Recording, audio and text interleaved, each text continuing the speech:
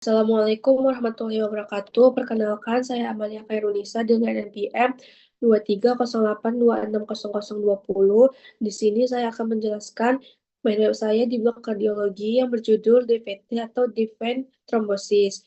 Jadi, definisi dari Defined Thrombosis ini, dia adalah terbentuknya bekuan darah atau trombus di dalam vena dalam. Biasanya terjadi di tungkai bawah seperti di betis atau paha. Kondisi ini tuh dia berbahaya karena trombus itu bisa menyumbat aliran darah dan bila bekuan ini lepas dapat berpindah ke paru-paru dan nantinya akan menyebabkan emboli paru atau pulmonary embolism. Selanjutnya ada etiologi atau faktor resiko dari DVT. Jadi deep vein thrombosis ini seringkali disebabkan oleh kombinasi beberapa faktor resiko. Pertama itu dia ada imobilisasi jangka panjang, dia itu seperti bed rest, pasca operasi, perjalanan jauh. Jadi di perjalanan jauh ini, perjalanan atau penerbangan jauh ini, misalnya naik pesawat lebih dari 4 jam. Kemudian ada cedera atau trauma pada vena, pembuluh darah vena. Kemudian dia karena kehamilan dan masa postpartum. Selanjutnya, penggunaan kontrasepsi oral atau terapi hormon. Yang ketiga itu ada riwayat defense trombosis sebelumnya. Kemudian dia ada gangguan pembekuan darah seperti trombofilia atau mutasi faktor eh, 5 Leiden. Kemudian ada tambahannya lagi seperti obesitas atau usia lanjut. Selanjutnya, patofisiologi dari defense trombosis. Jadi, untuk memahami bagaimana DVT itu dia terbentuk, kita itu harus mengenal konsep Trias-Wills-Cause, yaitu tiga kondisi utama yang memicu terbentuknya trombus. Yang pertama itu, dia ada statis aliran darah, atau misalnya itu imobilisasi. Jadi, di stasis aliran darah ini, darah itu dia tidak mengalir lancar, karena orang itu dia bergerak dia tidak bergerak lama gitu. Kemudian yang kedua itu karena kerusakan endotel. Jadi di kerusakan endotel ini dia cedera pada dinding vena, misalnya karena trauma atau operasi. Kemudian yang ketiga itu ada hiperkoagulabilitas. Jadi keadaan ini di mana darah itu mudah membeku, baik karena genetik maupun kondisi tertentu seperti kanker atau kehamilan. Jadi ketika bekuan darah itu terbentuk, dia bisa menyumbat aliran darah balik ke jantung, menyebabkan bengkak, nyeri, dan inflamasi lokal. Jika trombusnya itu terlepas, bisa masuk ke sirkulasi paru-paru dan menyebabkan emboli paru. Kondisi ini tuh dia bisa mengancam nyawa. Selanjutnya ada gejala klinis dari defined thrombosis.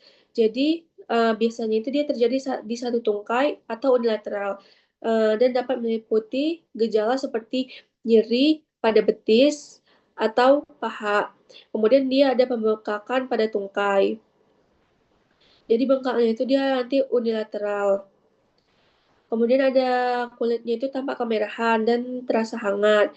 Kemudian ada rasa berat atau tidak nyaman di tungkai. Kemudian nanti pada pemeriksaan fisiknya dijumpai tes humannya itu positif, yaitu nyeri di betis saat kaki itu ditekuk ke arah atas atau dorsifleksi. Namun pada beberapa kasus itu DVT itu bisa juga asimptomatik. Kemudian nanti saya akan sedikit menambahkan nanti pada saat pemeriksaan penunjangnya itu dia D-dimernya itu jika hasilnya rendah DVT itu bisa disingkirkan, tetapi jika tinggi itu dia perlu melakukan pemeriksaan lanjutan. Kemudian di USG Doppler venanya itu dia itu gold standar untuk pemeriksaan DVT. Dia itu non invasif untuk mendeteksi adanya trombos. Kemudian eh, ada tata laksana dari DVT. Jadi penanganan defense trombosis ini dia bertujuan untuk menghentikan pertumbuhan trombos, mencegah lepasnya emboli dan mengurangi komplikasi jangka panjang. Jadi langkah-langkah penata laksananya itu dia pertama diberikan antikoagulan seperti heparin atau intravena atau subkutan. Kemudian diikuti dengan warfarin atau NOACS. Itu seperti apixaban dan rivaroxaban. Kemudian diberikan kompresi elastik untuk mengurangi atau mencegah pembengkakan dan mencegah post-thrombotic syndrome. Kemudian ada trombolisis atau trombektomi. Jadi untuk kasus berat, terutama jika ada resiko kehilangan fungsi tungkai. Dan yang terakhir ada IVC filter atau filter vena cava inferior. Jadi dia itu dipasang bila pasien itu tidak bisa menerima antikoagulan untuk mencegah emboli paru. Kemudian yang terakhir itu pencegahan yang harus dilakukan jika kita itu terkena DVT atau deep vein thrombosis.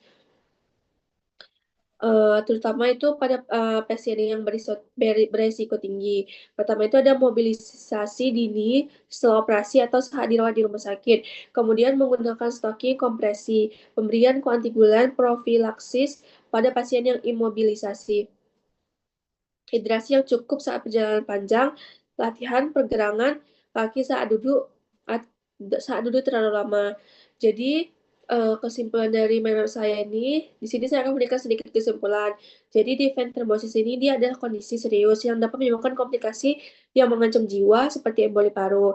Diagnosis dan pengobatan yang tepat itu sangat penting dan pencegahan itu harus dilakukan terutama pada pasien dengan resiko tinggi pada penyakit deep vein thrombosis atau DVT.